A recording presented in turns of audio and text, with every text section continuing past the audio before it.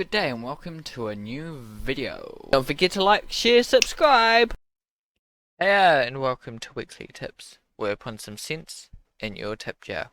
Welcome today. Today you're joined by me, Daniel, and we're going to be drawing the zebra spider.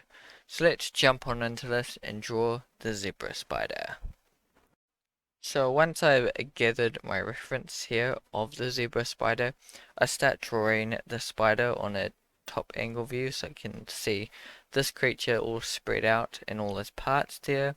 Now it is a species of jumping spider, so there you go, and also related to the zebra. No, it's got zebra stripes. It's got stripes like the zebra.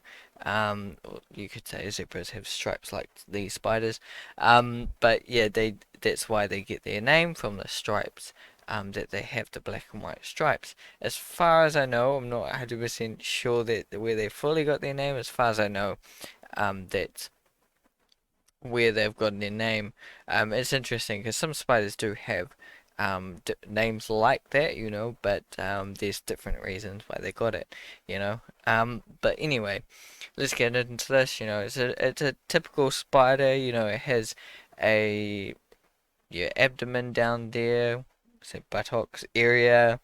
Then you got your thorax, the head part, and your feelers, and your 8 legs going on there, and your fangs in the front. So it's a typical spider.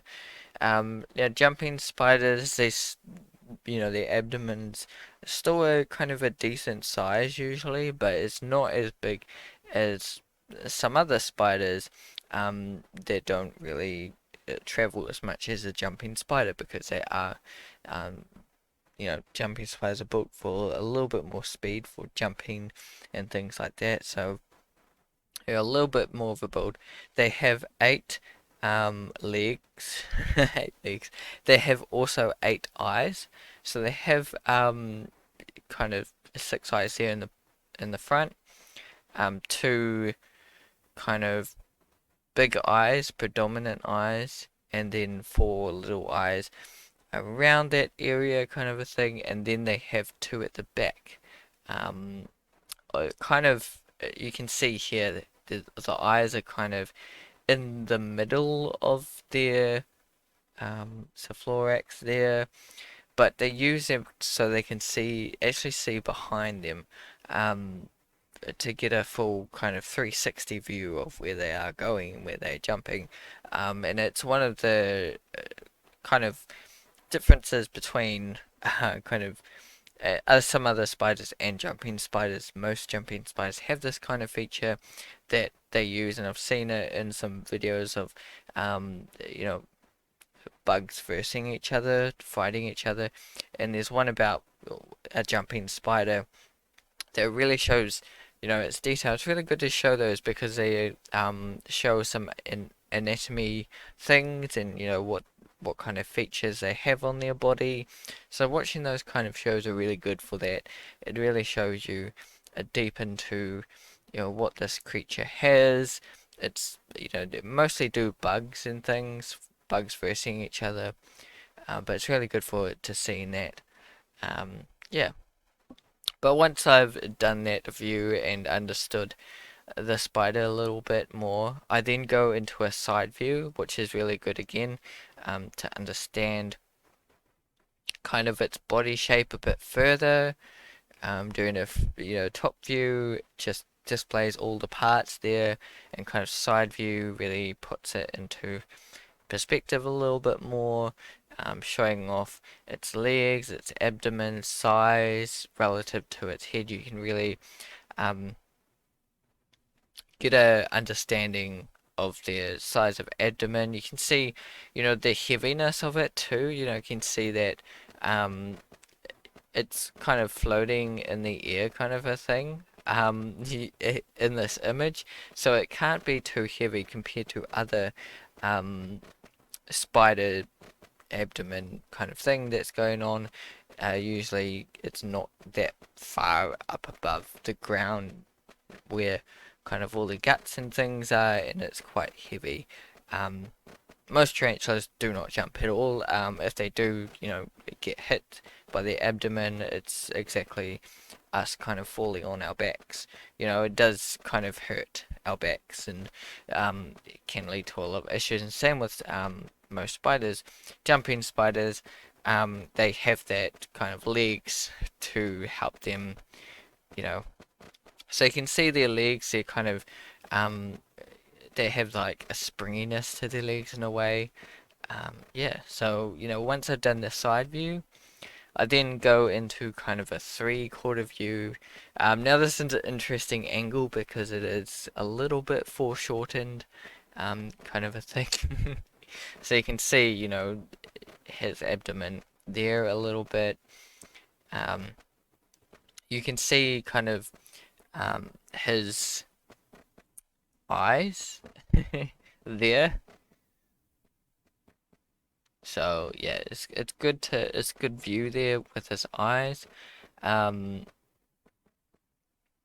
I would have studied further into jumping spiders as well, because this is a jumping spider.